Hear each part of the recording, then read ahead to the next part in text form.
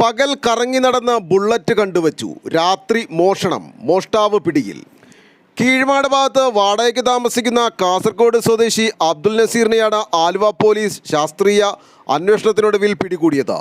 കഴിഞ്ഞ 19-ാം തീയതി പുലർച്ചെയാണ് ആലുവ പവർ ഹൗസ് ജംഗ്ഷന് സമീപത്ത് ജിനോ എന്നയാളുടെ ബുള്ളറ്റ് വീട്ടുമുറ്റത്തു നിന്നും കാണാതെയായത്. തുടർന്ന് ആലുവ പോലീസ് കേസ് രജിസ്റ്റർ ചെയ്തു. ഓൺലൈൻ ഫുഡ് ഡെലിവറി ജോലി ചെയ്യുന്ന ഇയാൾ പകൽ ഇടവഴികളും വീടും മറ്റും മനസ്സിലാക്കി രാത്രിയിൽ കുടുംബമായി കറങ്ങുന്നതാണ് രീതി. 19-ന് പുലർച്ചെ നസീർ കുടുംബസമേതം മറ്റൊരു ആക്റ്റീവ സ്കൂട്ടറിലാണ് ആലുവ ടൗൺ ഭാഗത്തെത്തിയത്. പിന്നീട് ഇയാൾ സ്കൂട്ടർ ടൗൺ ഭാഗത്ത് ഒളിപ്പിച്ചതിന് ശേഷം കുടുംബത്തെ റെയിൽവേ സ്റ്റേഷൻ പരിസരത്ത് നിർത്തുകയും ബുള്ളറ്റ് മോഷ്ടിച്ച് തിരികെ എത്തി ഇവരെയും കയറ്റി പോവുകയായിരുന്നു. പകൽ തിരികെ എത്തി ഇയാളുടെ സ്കൂട്ടറും കൊണ്ടുപോയി. പിന്നീട് കോയമ്പത്തൂരിലേക്ക് കടന്നു. 25-ന് മുപ്പത്തടം ഭാഗത്ത് അടുത്ത മോഷണത്തിനായി കറങ്ങി നടക്കുന്ന സമയത്താണ് നസീറിനെ പോലീസ് പിടികൂടിയത്.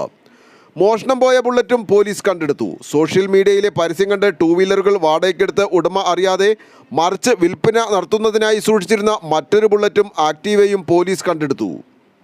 ആലുവ ഡിവൈഎസ്പി ടി.ആർ. രാജേഷിന് നേതൃത്വത്തിലുള്ള പ്രത്യേക അന്വേഷണ സംഘത്തിൽ ഇൻസ്പെക്ടർ എം മഞ്ജുദാസ്, എസ്.ഐമാരായ കെ നന്ദകുമാർ, എസ്.എസ്. ശ്രീലാൽ, CPOമാരായ Mahin Shah Abubakar, Muhammad Ameer, K Manoj, P.A.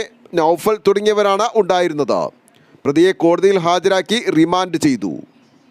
News desk, Aluva.